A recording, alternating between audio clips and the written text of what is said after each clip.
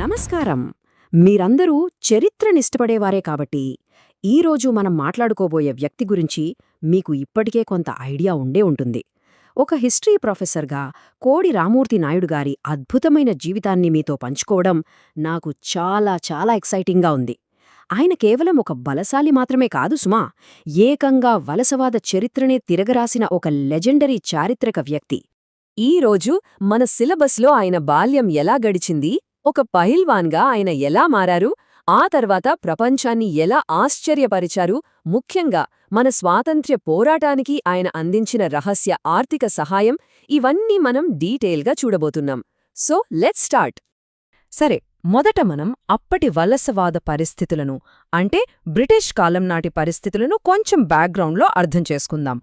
అప్పట్లో బ్రిటిష్ వాళ్లు ఒక్కొక్క పెద్ద భ్రమను సృష్టించారు. అదేంటంటే, భారతీయులు శారీరకంగా చాలా వీక్, వాళ్ళకి ఏమాత్రం బలముండదు, బ్రిటిష్ వాళ్లకంటే తక్కువ స్థాయివాళ్లు అని.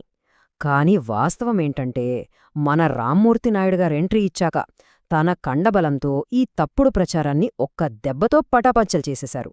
అసలా దెబ్బకి బ్రిటిష్ వాళ్ల మైండ్ బ్లాంక్ అయిపోయిందంటే నమ్మండి. ఒక్కసారి ఆయన లైఫ్ టైమ్ లైన్ చూస్తే మనకు ఒక క్లారిటీ వస్తుంది. 1882 ప్రాంతంలో మద్రాస్ ప్రెసిడెన్సీలోని వీరఘట్టంలో ఒక తెలుగు కుటుంబంలో పుట్టిన దగ్గర్నుంచి 1942 సంక్రాంతి రోజున ఒరిస్సాలోని బలాంగీర్లో ఆయన తుదిశ్వాస విడిచే వరకు ఆయన జీవితం మొత్తం ఒక అద్భుతమైన ప్రయాణమే.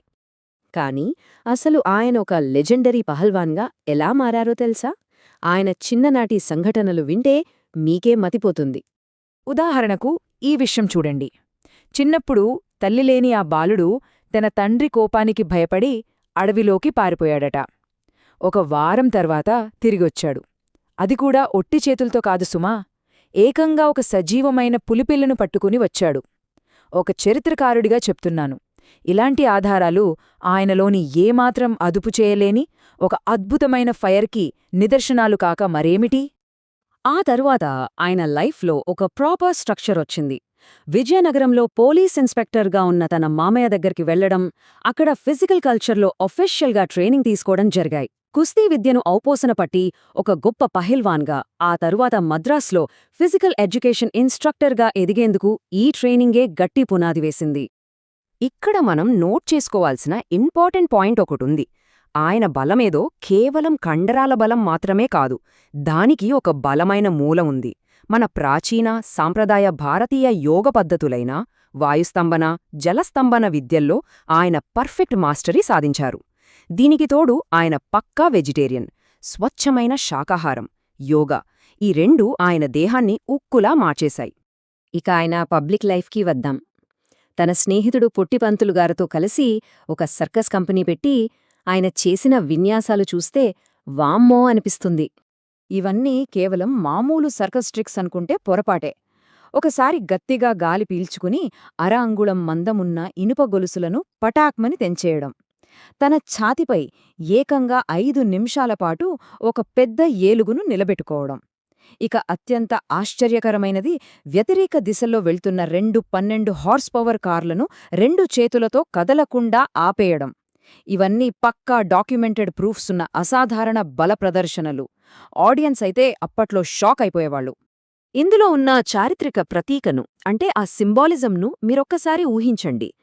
స్వయానా బ్రిటిష్ సామ్రాజ్యానికి చెందిన వైస్రాయ్ లార్డ్ మింటోకార్ ముందుకు వెళ్లకుండా బానిసగా బతుకుతున్న ఒక భారతీయ పౌరుడు తన స్వచ్ఛమైన బలాన్ని ఉపయోగించి ఇనుప గొలుసులతో ఆపగలిగాడు. ఒక బ్రిటిష్ పాలకుడి అహంకారాన్ని, వాళ్ల వాహనాన్ని రెండింటినీ అలా బ్రేక్ వేసి ఆపడం కన్నా గొప్ప సింబాలిజం ఏముంటుంది? ఈ విజయాలతో ఆయన ఆగిపోలేదు.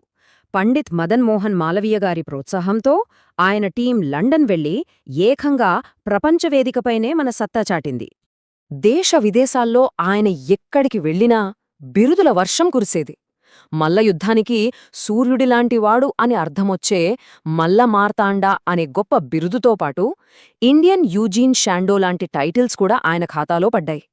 మన భారతీయుడి బలానికి అప్పట్లో ప్రపంచమిచ్చిన రెస్పెక్ట్ అది. దీనికంటే గొప్ప విజయం ఇంకోటుందండి. సాక్షాత్తు మనల్ని పాలిస్తున్న బ్రిటిష్ పాలకులైన కింగ్ జార్జ్ V, అలాగే క్వీన్ మేరీ స్వయంగా ఆయన్ని బకింగ్హామ్ ప్యాలెస్కి పిలిపించి మరీ ఇండియన్ హాక్యులస్ అని కీర్తించారు. అంతేకాదు ఏకంగా వాళ్ల ప్యాలెస్ గోడళ్ల మీదే ఆయన చిత్రాన్ని అలంకరించుకున్నారు.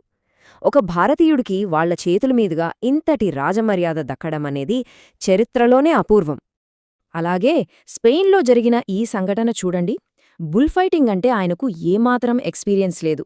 అయినా సరే ఏమాత్రం భయం లేకుండా రింగ్లోకి దూకి ఏకంగా ఎద్దు కొమ్ములు పట్టుకుని దాన్ని సునాయాసంగా మట్టి కరిపించారు.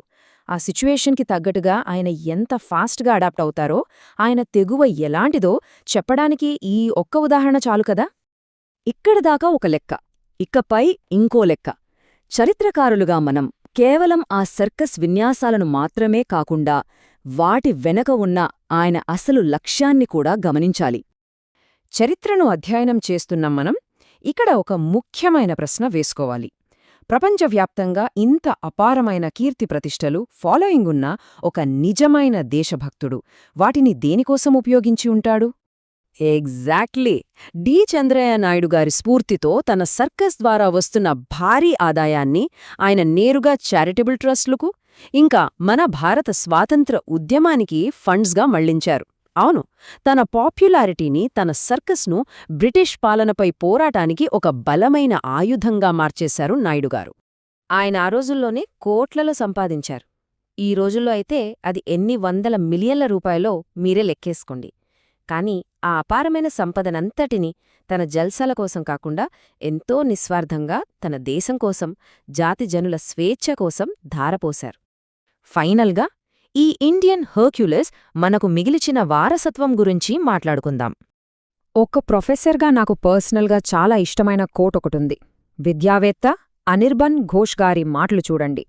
కోడి రామ్మూర్తి నాయుడు గారు కేవలం ఒక ఫిజికల్ కల్చర్ ఐకాన్ మాత్రమే కాదు, భారతీయులు వీక్ అనే బ్రిటిష్ వాళ్ల అపోహను ముక్కలు చేసి మన దేశం మొత్తానికి ఒక నైతిక స్థైర్యాన్నిచ్చిన గొప్ప స్వాతంత్ర సమరయోధుడు అని ఈ కోట్ చాలా అద్భుతంగా వివరిస్తుంది. ఈరోజు విశాఖపట్నం బీచ్ రోడ్లోనూ, ఆయన పుట్టిన వీరఘట్టంలోనూ మనం చూస్తున్న విగ్రహాలు, శ్రీకాకుళంలో ఆయన పేరుమీదున్న స్టేడియం, ఇవన్నీ ఆయన ఘనతను, విజయాలను మనం ఎప్పటికీ మర్చిపోకుండా గుర్తుచేసే సజీవ సాక్ష్యాలు. జాదవ్పూర్ యూనివర్సిటీ స్కాలర్స్ ఆయనను ఈనాటికి ఆ లీగ్ ఆఫ్ ఎక్స్ట్రార్డినరీ జెంటిల్మెన్ గాని కీర్తిస్తున్నారు అంటే ఆయన ఇంపాక్ట్ ఎలాంటిదో మనం అర్థం చేసుకోవచ్చు. సో ఈనాటి మన సెషన్ను ముగించే ముందు నేను మీకు ప్రశ్న వదిలేస్తున్నాను. కేవలం శారీరక బలాన్ని పునర్నిర్వచించడం ద్వారా ఒక దేశ చరిత్ర గతిని ఎలా మార్చవచ్చో కదా. కండర బలంతో మొదలైన ఒక సాధారణ వ్యక్తి తిరుగుబాటు, ఆ తర్వాత కోట్లాది మందిలో మానసిక, రాజకీయ విప్లవానికి ఎలా దారితీసిందో ఒక్కసారి ఆలోచించండి. ఈ అద్భుతమైన చరిత్ర మీ ఆలోచనలు రేకెత్తించిందని ఆశిస్తూ త్వరలోనే మరో ఇంట్రెస్టింగ్ టాపిక్తో మళ్ళీ కలుద్దాం. మన దేశ స్వేచ్ఛ కోసం పోరాడిన అమరవీరుల త్యాగాలను, సరిహద్దుల్లో మనల్ని కాపాడే సైనికుల శౌర్యాన్ని స్మరిస్తూ ఈ వీడియోను తప్పకుండా లైక్ చేయండి, షేర్ చేయండి మరియు మన ఛానల్ని సబ్స్క్రైబ్ చేసుకోండి. జై హింద్.